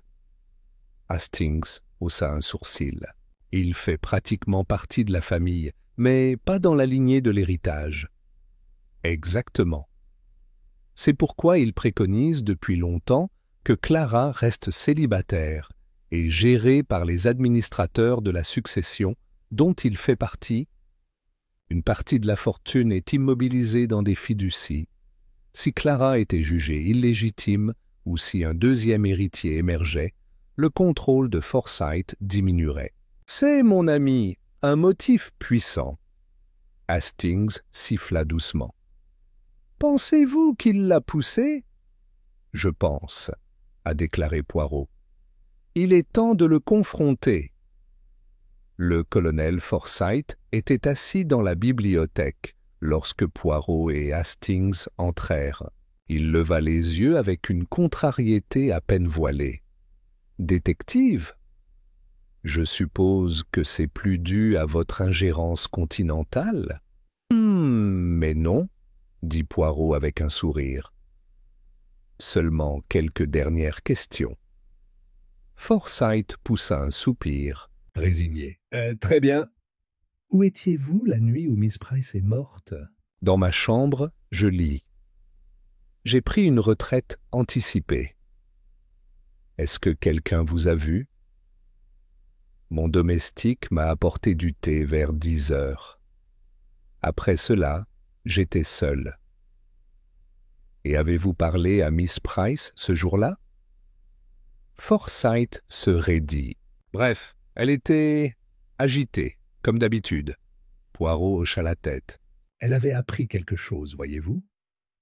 Quelque chose qui aurait pu mettre votre position en péril. Je n'ai rien à gagner de sa mort. Non? Poirot haussa les sourcils. Mais une fois qu'elle est à l'écart, aucune question n'est posée, aucune réclamation n'est présentée, aucun héritier surprise n'apparaît. Forsyth se leva brusquement. C'est absurde! Poirot s'avança lentement vers lui. Vous aviez peur de ce qu'elle savait. Et quand elle vous a dit qu'elle avait des preuves qu'elle avait l'intention de montrer à Clara, vous avez paniqué. Vous n'avez aucune preuve. J'ai la photo et le journal de Miss Price. Elle a tout enregistré, y compris sa rencontre avec vous la nuit de sa mort. Forsyth pâlit. La voix de Poirot était calme. Vous l'avez rencontrée près de la falaise. Peut-être pour la raisonner. Peut-être pour l'effrayer et la faire taire. Mais elle a refusé. Et à ce moment-là, vous avez vu votre avenir s'effondrer. Alors vous l'avez poussé. Le silence qui suivit fut épais comme du brouillard. Puis Forsyth expira lentement, comme l'air s'échappant d'un ballon. Elle ne voulait pas écouter, marmonna-t-il. Elle pensait qu'elle était si intelligente. Elle pensait qu'elle allait tout révéler. Elle ne comprenait pas, cette famille s'effondrerait si la vérité éclatait. Vous avez décidé que le meurtre était le moindre mal, dit doucement Poirot. Forsyth était lourdement assis sur sa chaise et regardait ses mains. J'ai servi cette famille pendant 30 ans. Je l'ai protégée. Et elle a menacé de tout défaire. Poirot se tourna vers Hastings. Appelez l'inspecteur Grant. Il est temps. Ce soir-là, Poirot se tenait de nouveau dans le salon, le feu projetant une lumière dorée sur les murs. Clara était assise tranquillement près du foyer. « Merci, » dit-elle doucement. « Pour tout. » Poirot inclina la tête. « Vous êtes en sécurité. » Maintenant, mademoiselle, et la vérité, elle est sortie de sous la neige. Clara regarda par la fenêtre. « Liliane, c'était ma sœur ?»« Oui, » dit Poirot. « Et elle est morte pour te protéger. » Les yeux de Clara se remplirent de larmes. « Je ne l'oublierai pas. » Poirot regarda les flammes. « Personne ne meurt vraiment tant qu'on se souvient d'eux. » Hastings lui versa un cognac. « La neige va-t-elle te manquer, Poirot ?» Poirot sourit faiblement. « Non, Hastings. Il fait beau, mais trop froid. Je préfère de loin la chaleur d'un mystère résolu. » Chapitre 8. Chuchotement sous la glace. Dans les jours qui ont suivi l'arrestation du colonel Forsyth, Greystone Manor s'est installé dans un calme étrange et inquiet. La neige recouvrait toujours le paysage, mais à l'intérieur de la grande maison, quelque chose avait changé. La menace qui se cachait dans l'ombre avait désormais un visage usé et gris, celui d'un homme qui avait jadis parcouru les couloirs avec autorité et qui était désormais assis dans une cellule, attendant les conséquences de ses actes. Mais pour Hercule Poirot, l'affaire n'était pas encore entièrement terminée. « Je trouve, » dit-il à Hastings alors qu'il parcourait l'allée du jardin où la neige avait été partiellement déneigée, « que le cœur, il est en retard sur l'esprit. Les faits, nous les avons. La confession, oui. Et pourtant, tu penses qu'il y a quelque chose de plus ?» demanda Hastings. « Non, pas tout à fait plus, mais pas moins non plus. Il y a des couches. » Ils passèrent sous une arche de vigne rose nue, et Poirot s'arrêta. Vous voyez, mon ami, les motivations ne sont jamais solitaires. Forsyth a poussé mademoiselle Price, oui, mais cette décision, fatale, finale, était le dernier mouvement d'une séquence de plusieurs. Chacun d'eux était empreint d'émotion, de peur, d'ambition. Plus j'y réfléchis, plus je vois une tragédie née non seulement de l'avidité, mais d'un amour enfoui, de ressentiment et des os fragiles de vieux secrets. Hastings lui lança un regard de côté. « Vous devenez philosophique ?» Poirot sourit doucement. « C'est la neige, elle adoucit tout, même moi. » À l'intérieur du manoir, le salon était devenu un lieu de réflexion tranquille. Clara était assise près de la fenêtre, avec une pile de vieilles lettres à côté d'elle. Elle leva les yeux quand Poirot entra. « Je les ai trouvés au fond. » « Du bureau de mon père, a-t-elle déclaré sans préambule. Des lettres à une femme nommée Élise. Elles sont... pleines d'affection, des excuses, des promesses qu'il n'a jamais tenues. Poirot était assis en face d'elle. Élise était la mère de Liliane. Clara hocha la tête. « Je le savais, d'une manière ou d'une autre, avant de les lire. C'est étrange. Toute ma vie, je me suis cru le seul enfant, l'unique héritier. Maintenant, je découvre que j'avais une sœur, et elle est morte avant même que nous nous connaissions. L'aimiez-vous ? Demanda doucement Poirot. Je ne la connaissais pas, dit Clara, la voix tremblante. Elle était vive, vigilante. Je pensais qu'elle me détestait. Peut-être qu'elle t'enviait, murmura Poirot. Peut-être qu'elle aspirait à la reconnaissance et craignait de ne jamais être qu'une étrangère. Clara ferma les yeux. Elle a dit à Miss Crane qu'elle avait l'intention de tout révéler, qu'elle avait la preuve de la liaison de notre père, qu'elle voulait sa part de la succession. Poirot pencha la tête. A-t-elle dit pourquoi? De l'argent, peut-être? Clara secoua la tête. Non, c'est ce que Miss Crane a supposé, mais dans l'une de ses dernières notes, elle a écrit « Il ne s'agit pas de ce que j'obtiens, il s'agit d'être vu, reconnu, je ne mourrai pas invisible. » Poirot se rassit. Une femme méprisée non pas par la romance, mais par le sang. Ils restèrent silencieux pendant un moment. Puis Clara se leva et lui tendit les lettres. « J'aimerais que tu les gardes.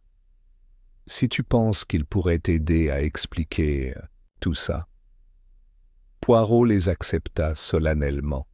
« Il pourrait aider quelqu'un un jour. » Dans l'aile ouest, les domestiques préparaient les affaires de Miss Crane pour son départ.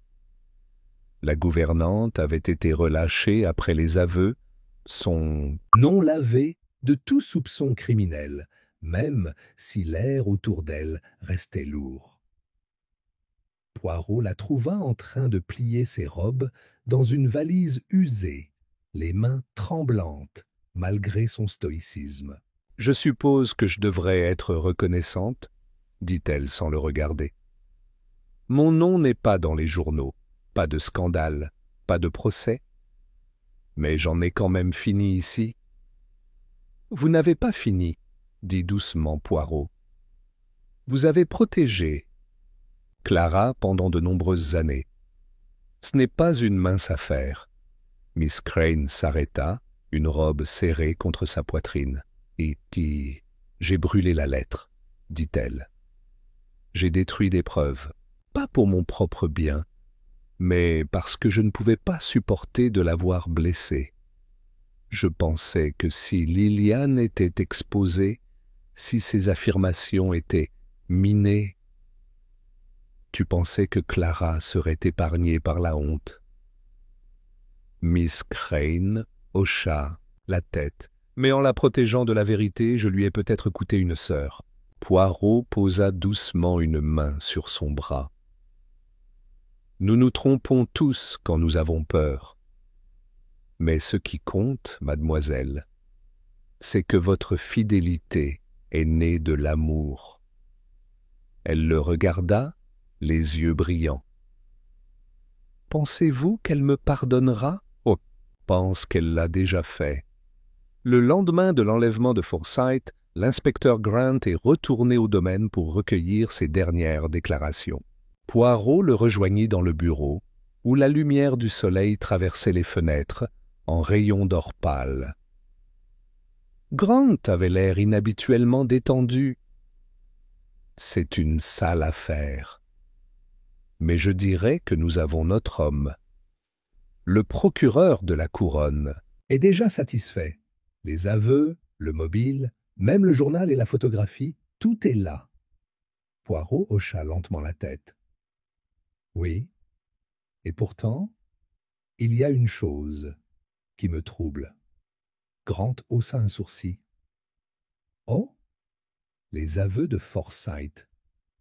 Il prétend avoir rencontré Liliane près de la falaise cette nuit-là, qu'il était allé l'effrayer, peut-être la persuader de garder le silence. Dans la lutte, dit-il, elle a glissé. Grant eut un bref rire. Il adoucit sans aucun doute le discours des tribunaux. Il essaie de rejeter la faute de ses propres mains sur le destin. Peut-être. Mais je me demande, pourquoi est-elle allée là-bas? Pourquoi une femme désireuse de révéler son secret choisirait-elle de rencontrer l'homme même qu'elle avait prévu d'exposer? Seul, dans le noir, Grant fronça les sourcils. « Que proposez-vous » Poirot tapota ses doigts. « Je suggère qu'elle n'est peut-être pas partie volontairement. » Ce soir-là, Poirot convoqua une dernière réunion dans la grande salle. Clara, Hastings, Miss Crane et Vincent étaient présents. Le feu flambait et dehors, le vent hurlait à travers les champs. Poirot se leva face à eux tous. « Je vous remercie de vous joindre à moi. Bien que l'affaire semble résolue, j'ai une dernière vérité à partager. » Il le regardait dans l'expectative. Le colonel Forsyth a avoué, oui, mais je crois que ses aveux omettent un détail clé. Je ne crois pas que Miss Price ait marché jusqu'aux falaises de son propre gré. Je crois qu'elle a été convoquée. Miss Crane se raidit. Le visage de Clara pâlit. « Par qui ?» murmura-t-elle. Poirot se tourna lentement vers Vincent, qui se tenait au fond de la pièce. « Monsieur, » dit doucement Poirot, « vous avez dit avoir vu Miss Crane se rendre dans la chambre de Miss Price ce soir-là. Mais vous ne l'avez pas vue partir. Vous avez également prétendu avoir repassé devant sa porte, la trouvant ouverte et vide. Je me demande, pourquoi avez-vous erré dans les couloirs si tard ?» Le visage de Vincent rougit. « Je n'errais pas. Je vérifiais les cheminées. Je m'assurais que les conduits de fumée étaient tirés. » Poirot hocha la tête. Une servante assidue. Pourtant, vous étiez le seul à avoir déclaré avoir vu Miss Crane à un moment où nous savons maintenant qu'elle était dans sa chambre, en train d'écrire des lettres. Les yeux de Miss Crane s'écarquillèrent. « Tu veux dire, vous avez été piégé ?» a déclaré Poirot. « Par quelqu'un qui craignait d'être lui-même impliqué. » Il se rapprocha de Vincent. « Vous aviez peur des révélations de Miss Price, non pas à cause de l'héritage, mais parce que c'est vous qui avez trouvé la photo. »« Vous l'avez volée.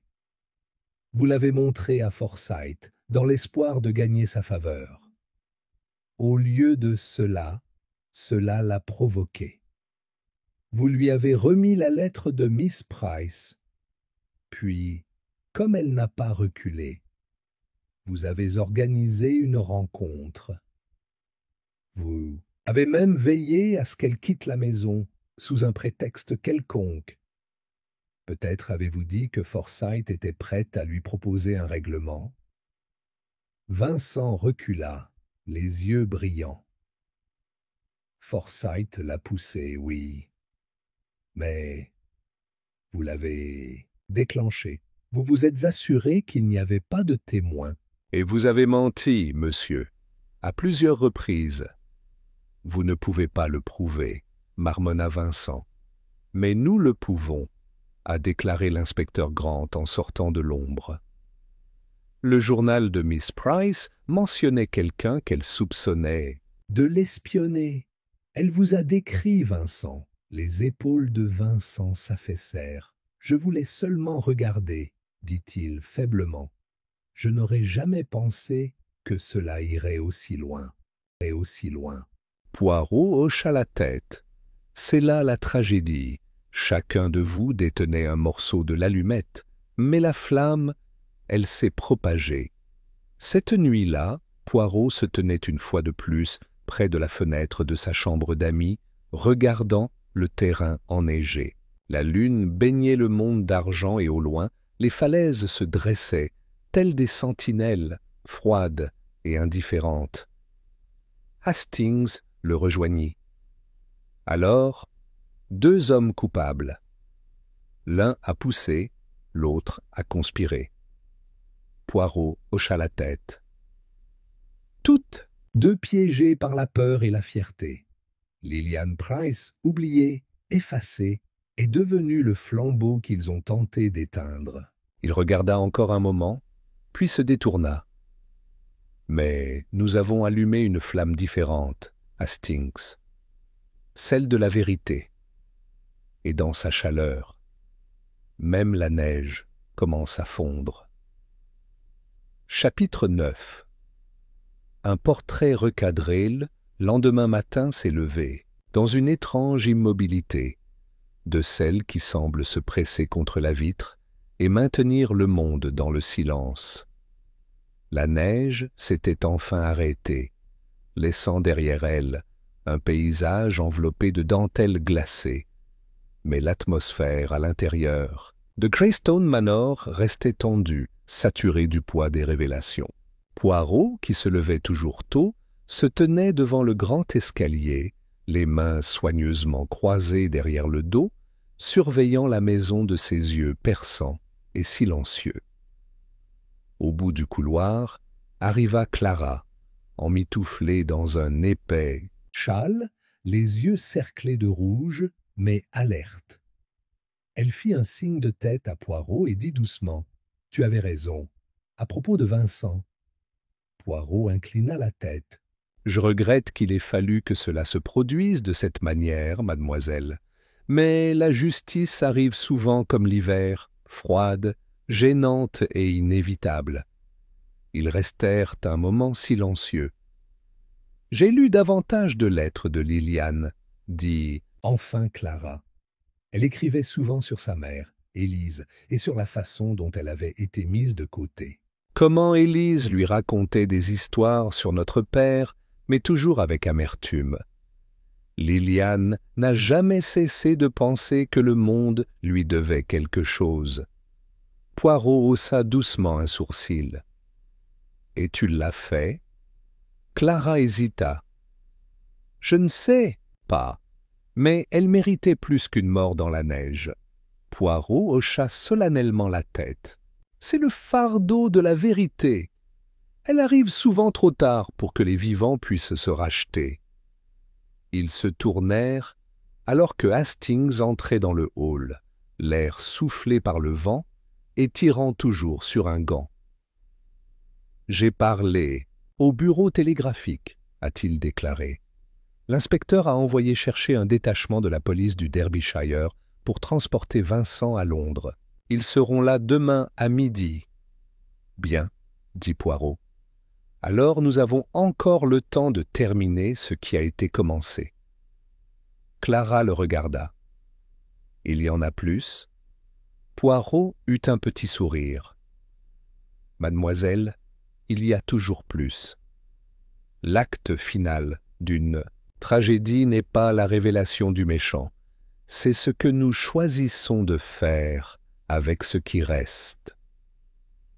Dans la bibliothèque, Poirot demande à Clara de ramener le portrait de son père.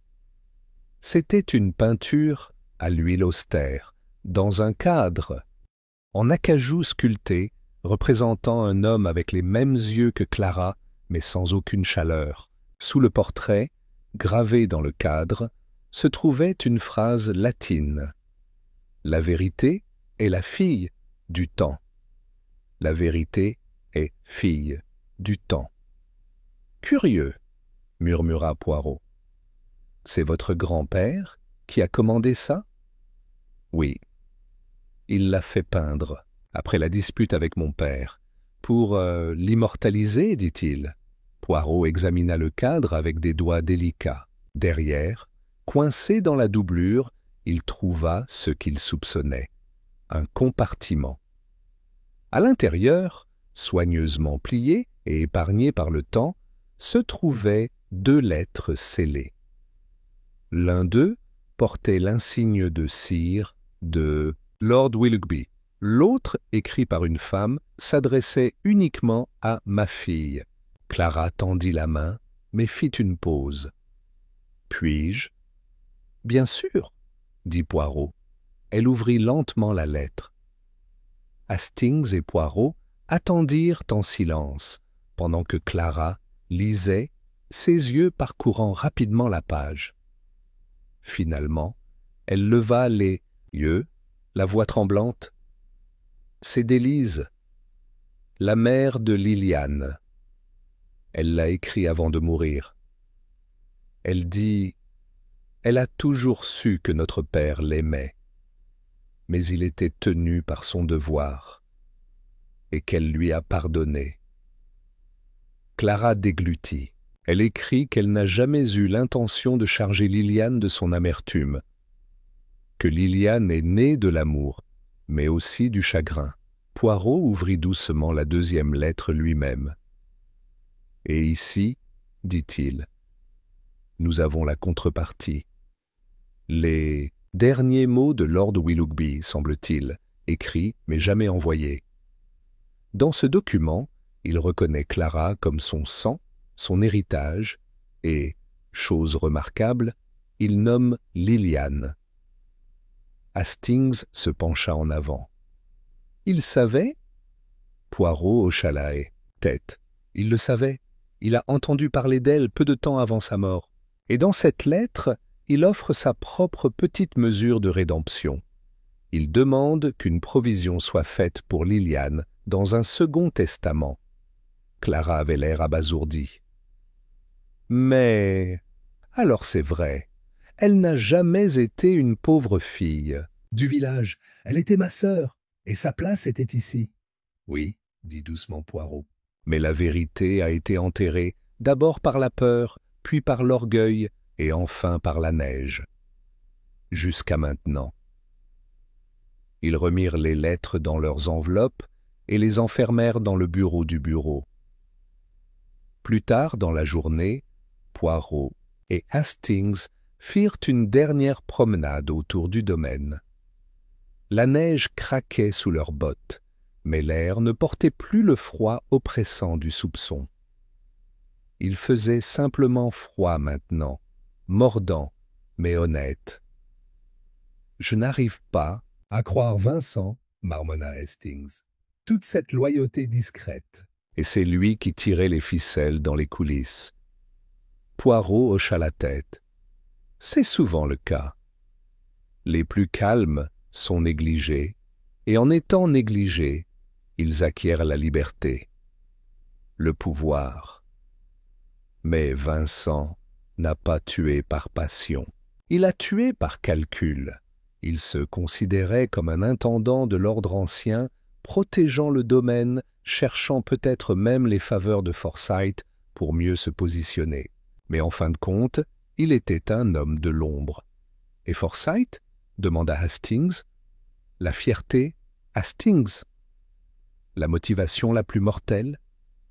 Pas l'avidité, ni la soif de pouvoir, mais la conviction qu'une seule personne peut déterminer quelle vérité mérite d'être vécue. Alors qu'ils atteignaient le bord de la falaise, Poirot s'arrêta et regarda les collines lointaines, maintenant argentées et dorées sous le soleil tardif. « Elle est morte ici, » dit-il doucement. Une femme qui ne voulait rien d'autre que d'être vue, appartenir. Et maintenant, elle le fait. Ils retournèrent au manoir à la tombée du crépuscule. À l'intérieur, Clara avait éclairé le salon avec la lumière chaude d'une lampe. Une nouvelle photo était posée sur la cheminée, Liliane souriant légèrement dans des tons sépia. Poirot le regarda avec un léger sourire. « Ah, mademoiselle, vous lui avez rendu justice. Elle ne sera jamais oubliée, » a déclaré Clara. « Pas encore. » Poirot baissa la tête. « Alors cette tragédie a enfin trouvé la paix. » Chapitre 10. L'empreinte finale. La neige s'accrochait obstinément au terrain du manoir, comme un vieux souvenir refusant de fondre. Au moment où les derniers agents de police sont arrivés pour arrêter Vincent, un silence fragile s'était installé. Sur Greystone Manor, un silence non pas de paix mais de choc. 2 hommes impliqués, un décès confirmé et une vérité à moitié crue par ceux qui l'ont entendu. Poirot, qui n'aime jamais se justifier personnellement, parcourait les couloirs comme s'il faisait ses adieux aux fantômes. C'est dans le grand salon, cette vaste pièce résonnante ornée de portraits d'ancêtres et de lustres étouffés par la poussière, que Poirot choisit de s'entretenir une dernière fois avec Clara. Elle était assise près du piano, passant légèrement ses doigts sur les touches sans appuyer, comme si elle craignait que le son lui-même ne provoque du chagrin. Poirot s'inclina légèrement. « Mademoiselle Clara, puis-je » Il lui montra la chaise en face d'elle. Elle hocha la tête, sans croiser son regard. J'ai essayé de me souvenir de la dernière chose que j'ai dite à Liliane. C'était quelque chose d'insignifiant, je pense. À propos de la météo. Poirot croisa les mains. Les derniers mots que nous échangeons sont rarement ceux que nous souhaiterions. Mais c'est la vie que nous avons vécue avant eux qui compte. Clara déglutit difficilement. Je ne sais toujours pas si elle voulait réclamer une partie de l'héritage, ou si elle voulait simplement que quelqu'un dise qu'elle comptait. La voix de Poirot s'adoucit. Je crois qu'elle voulait être reconnue. Pour son sang, oui, mais plus que cela. Pour sa douleur, son sacrifice. Elle a passé des années à regarder en marge. Pas par envie, mais parce qu'elle espérait qu'un jour, vous vous retourneriez. Et la verriez. Clara ferma les yeux. Et je ne l'ai jamais fait. Pas avant qu'il ne soit trop tard, dit doucement Poirot.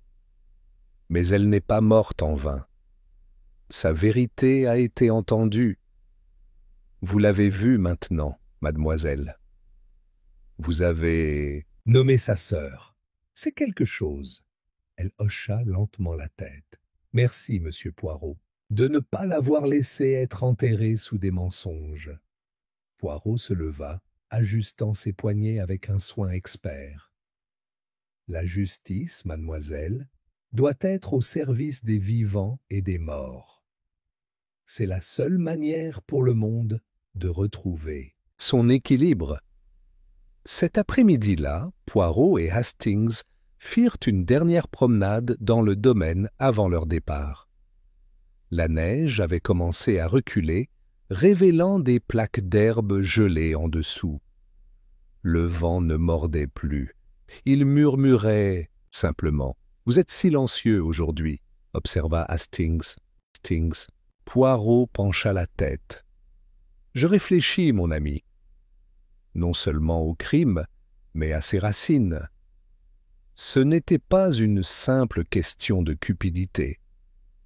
Non, c'était une tapisserie de choix, certains égoïstes, d'autres nobles. Le tout, en fin de compte, tragique. Tu ne penses pas que Vincent était méchant? Non, dit Poirot. C'était un homme qui se croyait invisible. Il s'accrochait à la pertinence en délivrant des secrets, pensant pouvoir contrôler leur impact. Mais les secrets sont des créatures sauvages, Hastings. Une fois libérés, ils n'obéissent à aucun maître. Ils passèrent devant l'étang gelé où les enfants avaient autrefois patiné. La glace se fissure désormais en longues lignes irrégulières. Je me demande si Clara restera au domaine, songea Hastings. Elle restera pendant un certain temps, répondit Poirot. Elle fera son deuil, et puis elle décidera qui elle veut devenir maintenant que les ombres sont passées.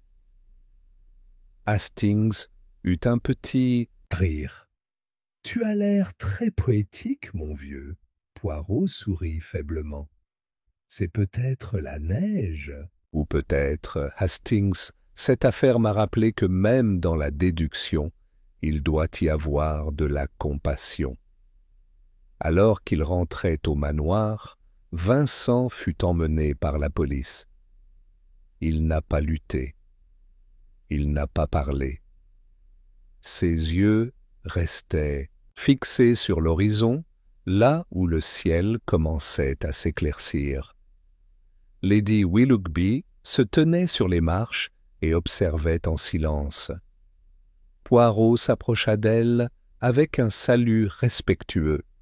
« Madame, votre hospitalité a été des plus gracieuses, même dans des circonstances aussi désastreuses. » Lady Willoughby eut un léger sourire. « Je vous ai invité dans l'espoir d'avoir de la compagnie, pas une catastrophe. Mais je suppose qu'au fond de mon cœur, je savais que quelque chose allait se produire. » Poirot inclina la tête. « Vous l'avez senti, oui. C'est pourquoi vous m'avez appelé, non pas pour dîner, mais pour découvrir. » Elle hocha la tête. « Tu penses que c'est fini? » « Le danger, oui, mais pas les conséquences. » Il désigna le terrain enneigé. « Il y aura des réparations, à la maison, au cœur. Mais vous êtes forte, Lady Willoughby, vous endurerez. » Alors que la voiture arrivait pour ramener Poirot et Hastings à la civilisation, la maisonnée se réunit une dernière fois devant la grande entrée.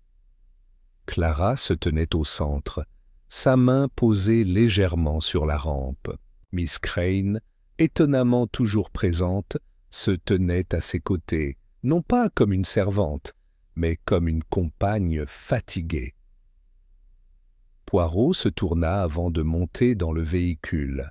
« Mademoiselle Clara, dit-il, puis-je offrir une dernière réflexion ?»